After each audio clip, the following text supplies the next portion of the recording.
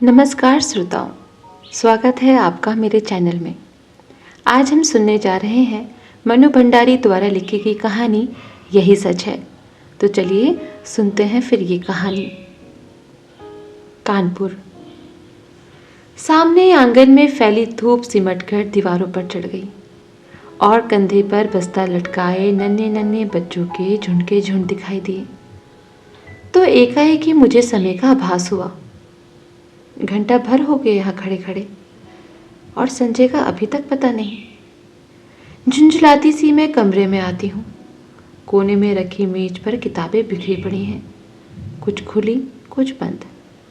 एक क्षण में उन्हें देखती रहती हूँ, फिर निरुद्देश्य सी कपड़ों की अलमारी खोलकर सरसरी सी नज़र से कपड़े देखती हूँ।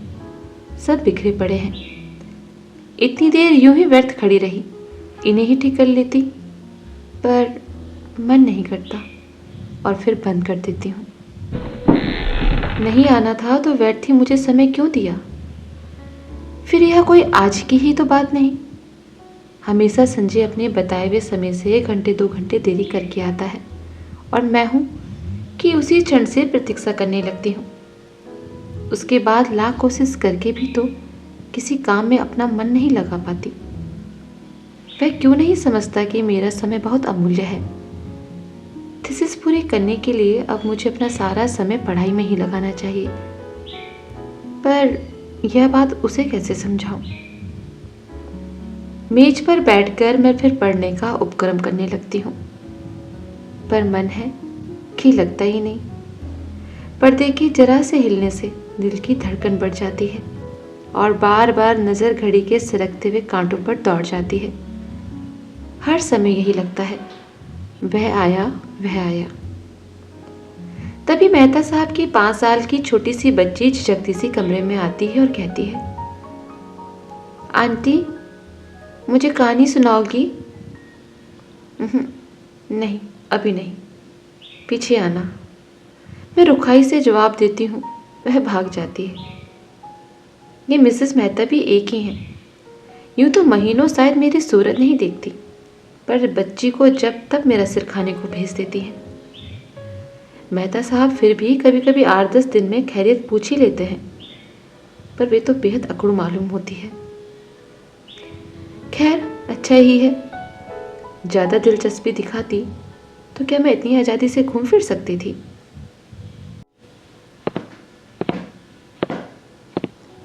वही परिचित पदध्वनि, तो आ गया संजय। मैं बरबस ही अपना सारा ध्यान पुस्तक में केंद्रित कर लेती हूँ। रजनीगंधा के ढेर सारे फूल लिए संजय मुस्कुराता सा दरवाजे पर खड़ा है।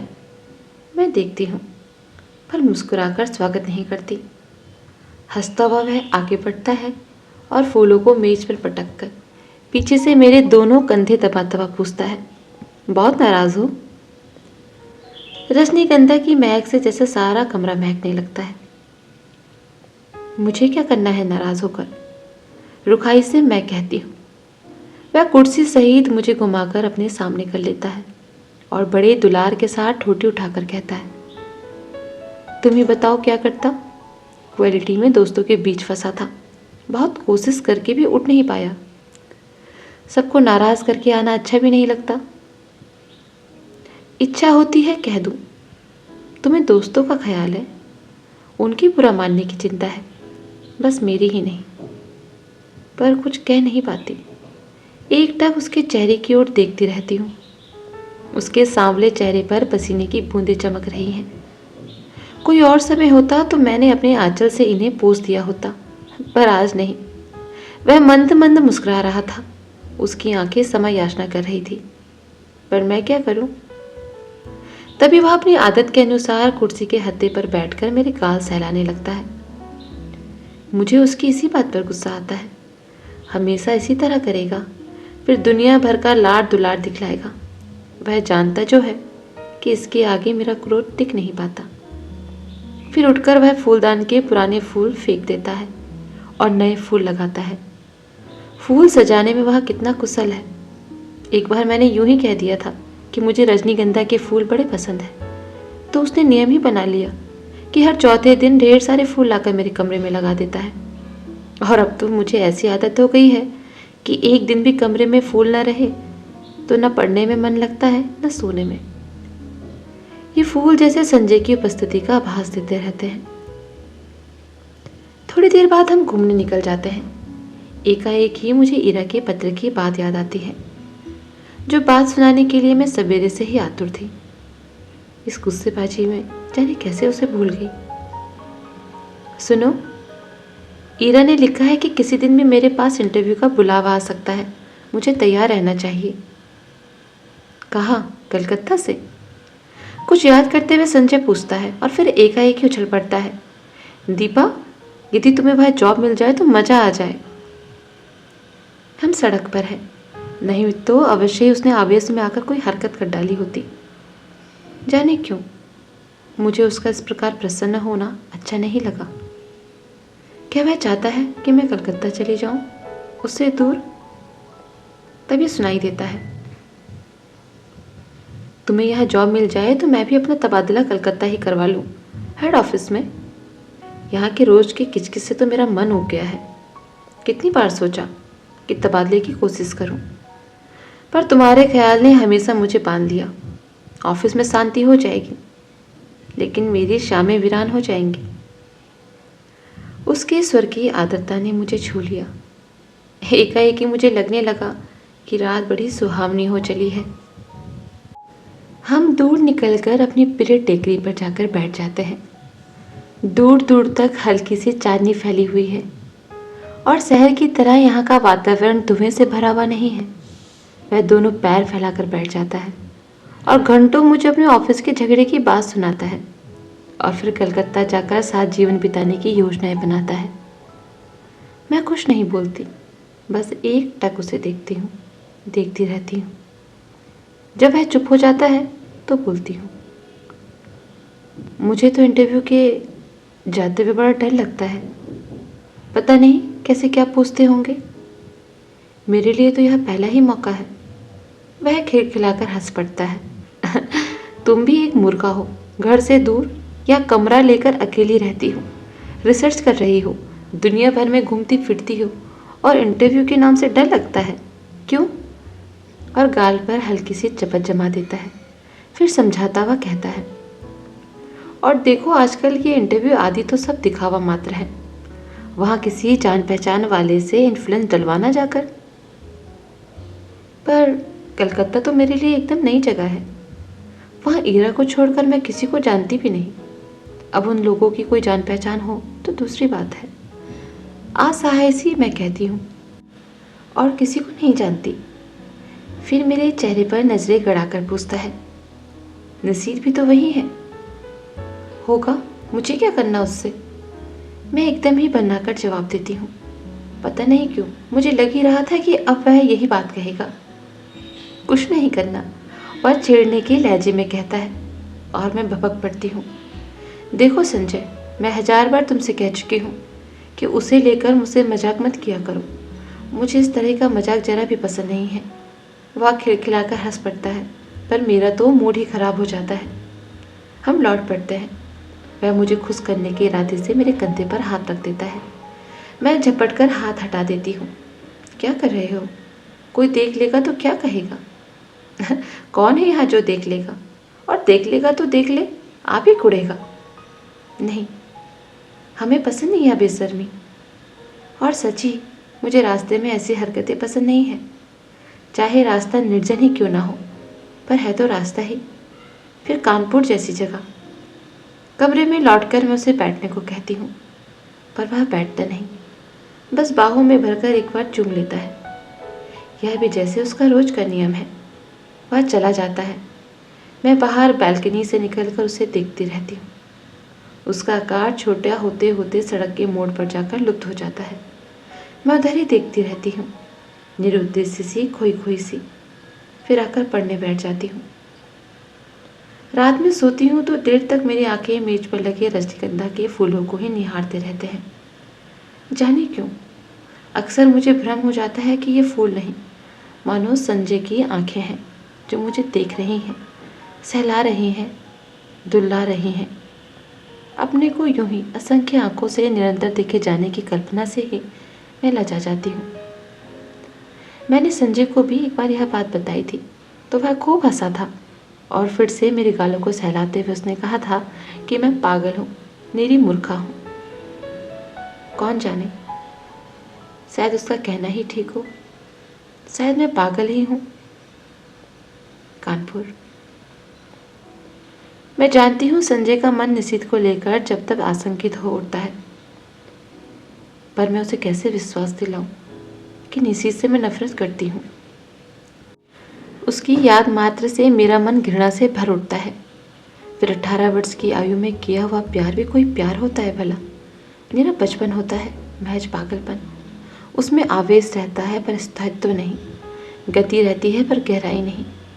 जिस वेग से वह आरंभ होता है, जरा सा झटका लगने पर उसी वेग से टूट भी जाता है और उसके बाद आहों, आंसुओं और सिसकियों का एक दौर, सारी दुनिया की निरस्ता और आत्महत्या करने के अनेकानेक संकल्प और फिर एक तीखी घृणा। जैसे ही जीवन को दूसरा आधार मिल जाता है, उन सबको भूलने में एक दिन भी नहीं लगता। फिर तो वैसी बेवकूफ़ी लगती है जिस पर बैठकर घंटों हंसने की तबीयत होती है। तब एकाएक इस बात का एहसास होता है कि ये सारे आंसू, ये सारी आहें उस प्रेमी के लिए नहीं थी, वरन जीवन की उस रिक्तता और शून्यता के लिए थी जिसने जीवन को नीरस बनाकर बोझिल कर दिया था। तभी तो संजय को पाते ही मैं निशीथ को भूल गई। मेरे आंसू हंसी में बदल गए और आहों की जगह किलकारियां गूंजने लगी। पर संजय है कि जब तब निशीथ की बात को लेकर वैसे ही खिन्न सा हो उठता है। मेरे कुछ कहने पर वह खिलखिला अवश्य पड़ता है, पर मैं जानती हूँ वह पूर्ण रूप से अस्वस्थ नहीं है। उसे कैसे बताऊं कि मेरे प्यार का, मेरी कोमल भावनाओं का, भविष्य की मेरी अनेक योजनाओं का एकमात्र केंद्र संजय ही है। यह बात दूसरी है कि चांदनी रात में किसी निर्जन स्थान में पेड़ तले बैठकर भी मैं अपनी थीसिस की बात करती हूँ या वह अपने ऑफिस की मित्रों की बातें करता है या हम किसी और विषय पर बात करने लगते हैं। पर इस सब का यह मतलब तो नहीं कि हम प्रेम नहीं करते। वह क्यों नहीं समझता कि आज हमारी भावुकता यथार्थ में बदल गई है। सपनों की जगह हम वास्तविकता में जीते हैं। हमारे प्रेम को परिपक्वता मिल गई है जिसका आधार पाकर वह अधिक गहरा हो गया है, स्थायी हो गया है। पर संजय को कैसे समझाऊं यह सब?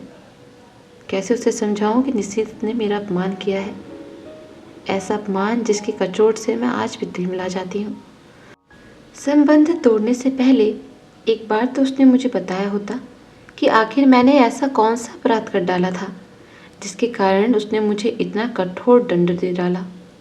सारी दुनिया की भर्त्सना, तिरस्कार, परिहास और दया का विष मुझे पीना पड़ा। विश्वासघाती, नीच कहीं का। और संजय सोचता है कि आज भी मेरे मन में उसके लिए कोई कोमल स्थान है। छी, मैं उससे नफरत करती हूँ और सच पूछो तो अपने को भाग्यशालिनी समझती हूँ कि मैं एक ऐसे व्यक्ति के चंगुल में फंसने से बच गई जिसके लिए प्रेम महज एक खिलवाड़ है। संजय, यह तो सोचो कि यदि ऐसी कोई बात होती तो क्या मैं तुम्हारे आगे, तुम्हारी हर उचित अनुचित चेष्टा के आगे यूं आत्मसमर्पण करती, तुम्हारे चुंबनों और आलिंगनों में अपने को यूं बिखरने देती। जानते हो, विवाह से पहले कोई भी लड़की किसी को इन सब का अधिकार नहीं देती, पर मैंने दिया। क्या केवल इसीलिए कि मैं तुम्हें प्यार करती हूँ, बहुत बहुत प्यार करती हूँ। विश्वास करो संजय, तुम्हारा मेरा प्यार ही सच है। निशीथ का प्यार तो मात्र छल था, भ्रम था, झूठ था। कानपुर। परसों मुझे कलकत्ता जाना है। बड़ा डर लग रहा है, कैसे क्या होगा।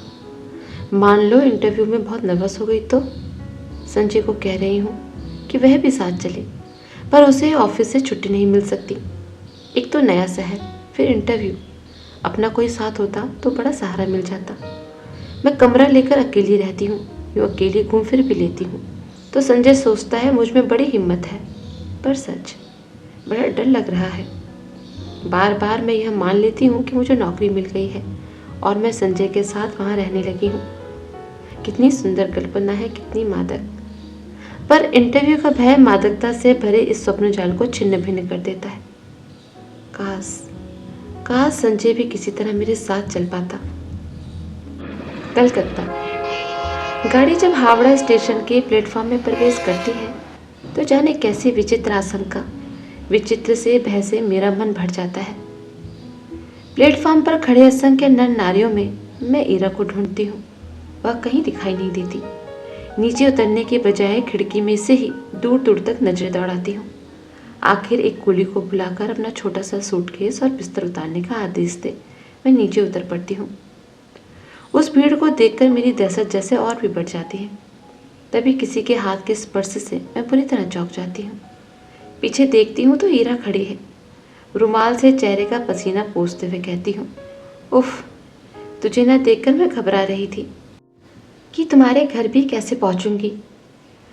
बाहर आकर हम टैक्सी में बैठते हैं। अभी तक मैं स्वस्थ नहीं हो पाई हूँ। जैसे ही हावड़ा पुल पर गाड़ी पहुंचती है, हुगली के जल को स्पर्श करती हुई ठंडी हवाएं तन मन को एक ताजगी से भर देती हैं। ईरा मुझे इस पुल की विशेषता बताती है और मैं विस्मित से इस पुल को देखती हूँ। दूर दूर तक फैले हुगली के विस्तार को देखती हूँ। उसकी छाती पर खड़ी और विहार करती अनेक नौकाओं को देखती हूँ। बड़े बड़े जहाज़ों को देखती हूँ। उसके बाद बहुत ही भीड़ भरी सड़कों पर हमारी टैक्सी रुकती रुकती चलती है। ऊंची ऊंची इमारतों और चारों ओर के वातावरण से कुछ विचित्र सी विराटता का आभास होता है। और इन सब के बीच जैसे मैं अपने को बड़ा खोया खोया सा महसूस करती हूँ। कहाँ पटना और कानपुर और कहाँ यहाँ कलकत्ता। मैंने तो आज तक कभी बहुत बड़े शहर देखे ही नहीं। सारी भीड़ को चीरकर हम रेड रोड पर आ जाते हैं। चौड़ी शांत सड़क, मेरे दोनों ओर लंबे लंबे खुले मैदान। क्यों ईरा, कौन कौन लोग होंगे इंटरव्यू में? मुझे तो बड़ा डर लग रहा है। अरे सब ठीक हो जाएगा, तू और डर। हम जैसे डरे तो कोई बात भी है। जिसने अपना सारा करियर अपने आप बनाया वह भला इंटरव्यू से डरे। फिर कुछ देर ठहर कर कहती है, अच्छा भैया भाभी तो पटना ही होंगे, जाती है कभी उनके पास भी या नहीं? कानपुर आने के बाद एक बार गई थी। कभी कभी यूं ही पत्र लिख देती हूँ। भाई कमाल के लोग हैं, बहन को भी निभा नहीं सके। मुझे यह प्रसंग कतई पसंद नहीं। मैं नहीं चाहती कि कोई इस विषय पर बात करे। मैं मौन ही रहती हूँ। ईरा का छोटा सा घर है, सुंदर ढंग से सजाया हुआ। उसके पति के दौरे पर जाने की बात सुनकर पहले तो मुझे अफसोस हुआ था। वे होते तो कुछ मदद ही करते, पर फिर एकाएक लगा कि उनकी अनुपस्थिति में शायद अधिक स्वतंत्रता का अनुभव कर सकूं। उनका बच्चा भी बड़ा प्यारा है। शाम को ईरा मुझे कॉफ़ी हाउस ले जाती है। अचानक मुझे वहाँ निशित दिखाई देता है। मैं सक पकाकर नज़र घुमा लेती हूँ, पर वह हमारी मेज पर ही आ पहुँचता है। विवश होकर मुझे उधर देखना पड़ता है, नमस्कार भी करना पड़ता है, ईरा का परिचय भी करवाना पड़ता है। ईरा पास की कुर्सी पर बैठने का निमंत्रण दे देती है। मुझे लगता है मेरी सांस रुक जाएगी। कब आई? आज सवेरे ही। अभी ठहरोगी? ठहरी कहाँ हो? जवाब ईरा देती है। मैं देख रही थी, निशित बहुत बदल गया है। उसने कवियों की तरह बाल बढ़ा लिए हैं। यह क्या शौक चराया? उसका रंग शाह पड़ गया है। वह दुबला भी हो गया है। विशेष बातचीत नहीं होती और हम लोग उठ पड़ते हैं। ईरा को मुन्नू की चिंता सता रही थी और मैं स्वयं भी घर पहुंचने को उतावली हो रही थी। कॉफ़ी हाउस से धर्मतल्ला तक वह पैदल चलता हुआ हमारे साथ आता है। ईरा उससे बात कर रही है, मानो वह ईरा का ही मित्र हो। ईरा अपना पता समझा देती है और वह दूसरे दिन 9 बजे आने का वायदा करके चला जाता है। पूरे 3 साल बाद निशित का यूं मिलना, ना चाहकर भी जैसे सारा अतीत आंखों के सामने चला आया हो। बहुत दुबला हो गया है निशित। लगता है जैसे मन में कहीं कोई गहरी पीड़ा छिपाए बैठा है। मुझसे अलग होने का दुख तो नहीं साल रहा है इसे। कल्पना चाहे कितने भी मधुर क्यों ना हो, एक तृप्ति युक्त आनंद देने वाली ही क्यों ना हो, पर मैं जानती हूँ यह झूठ है। यदि ऐसा ही था तो कौन उसे कहने गया था कि तुम इसे संबंध को तोड़ दो। उसने अपनी इच्छा से ही तो यह सब किया था। एकाएक ही मेरा मन कटु हो उठता है। यही तो है वह व्यक्ति जिसने मुझे अपमानित करके सारी दुनिया के सामने छोड़ दिया था, महज उपवास का पात्र बनाकर। ओह, क्यों नहीं मैंने उसे पहचानने से इनकार कर दिया?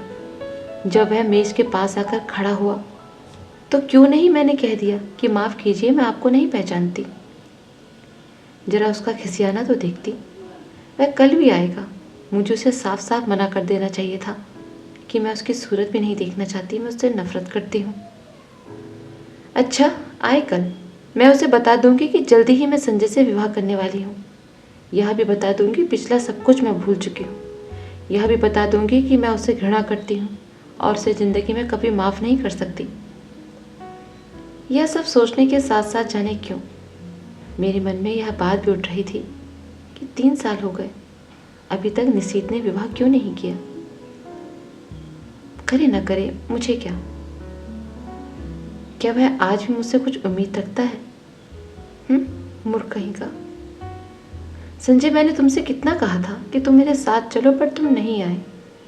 इस समय जबकि मुझे तुम्हारी सबसे ज़्यादा याद आ रही है, ज़रूरत है, बताओ मैं क्या करूं? कलकत्ता। नौकरी पाना इतना मुश्किल है, इसका गुमान तक नहीं था। इरा कहती है कि 150 की नौकरी के लिए खुद मिनिस्टर तक की सिफारिश करने पहुंच जाते हैं। फिर यह तो 300 की जॉब है। निशी सवेरे से शाम तक इसी चक्कर में भटका है, यहाँ तक कि उसने अपने ऑफिस से भी छुट्टी ले ली है। वह क्यों मेरे काम में इतनी दिलचस्पी ले रहा है? उसका परिचय बड़े बड़े लोगों से है और वह कहता है कि जैसे भी होगा वह काम मुझे दिलाकर ही मानेगा।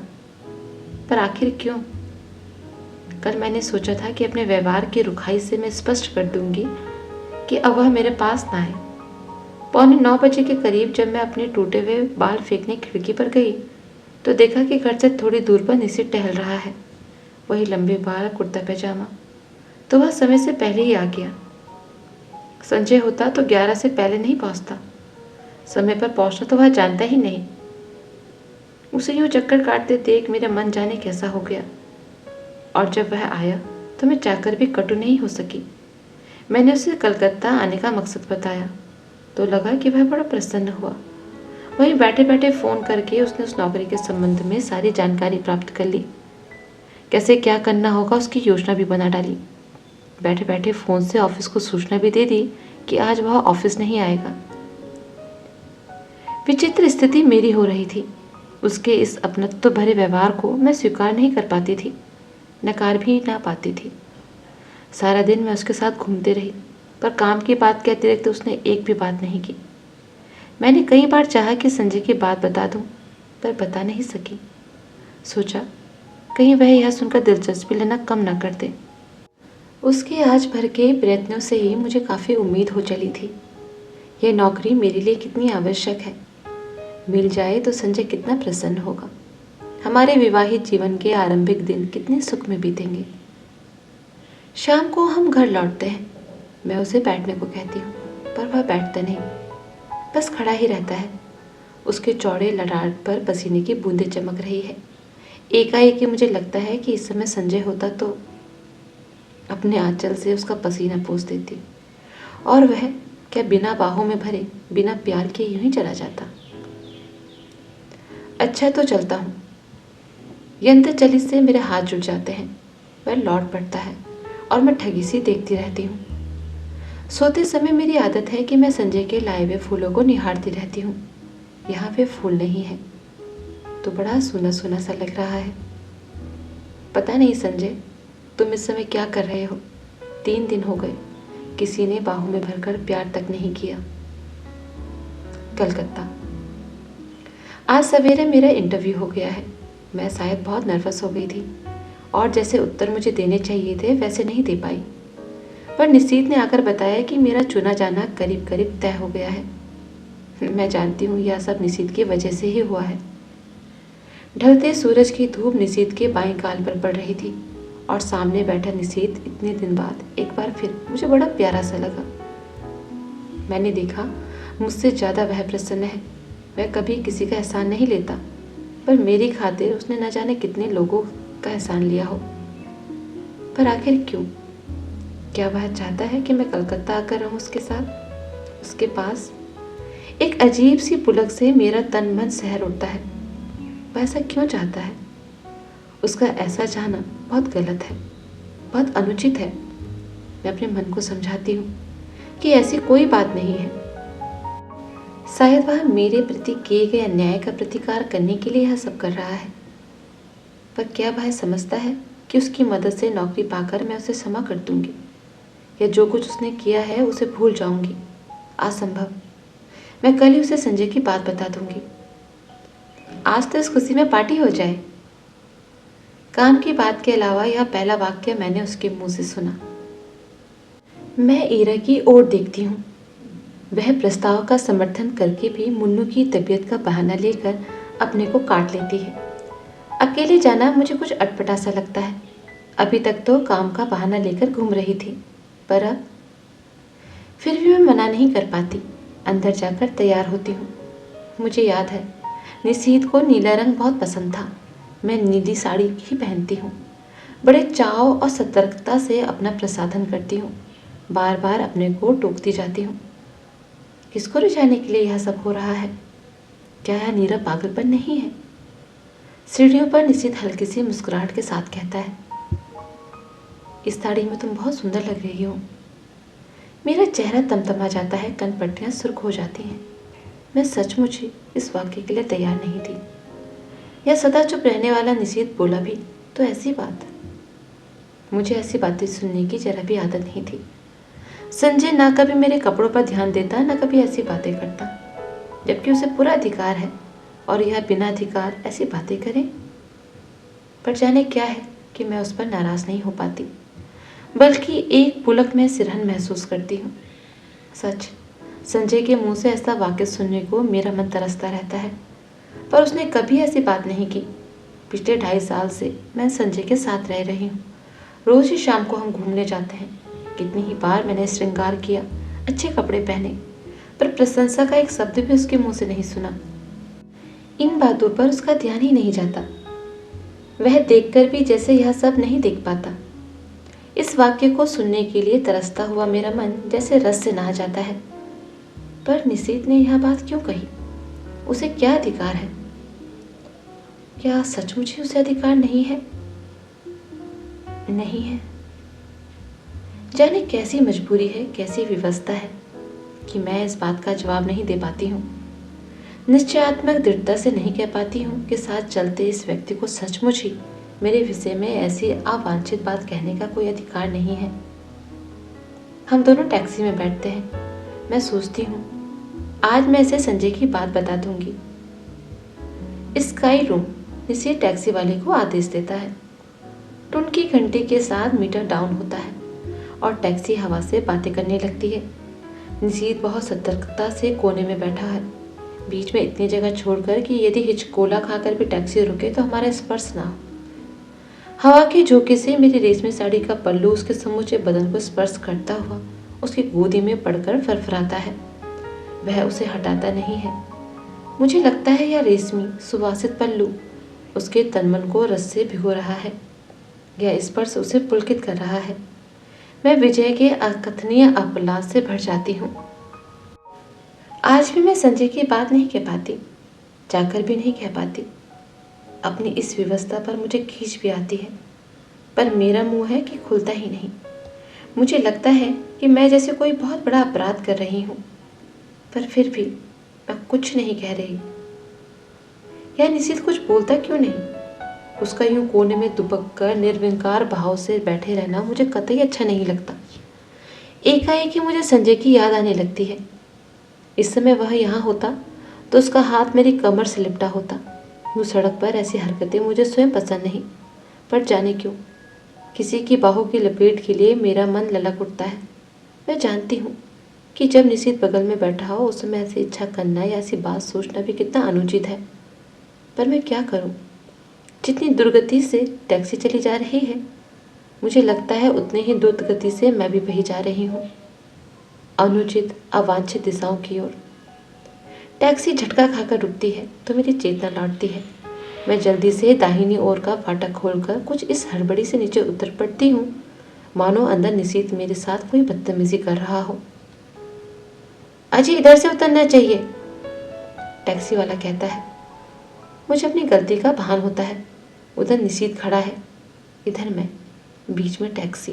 बाकी की कहानी दूसरे भाग में। धन्यवाद।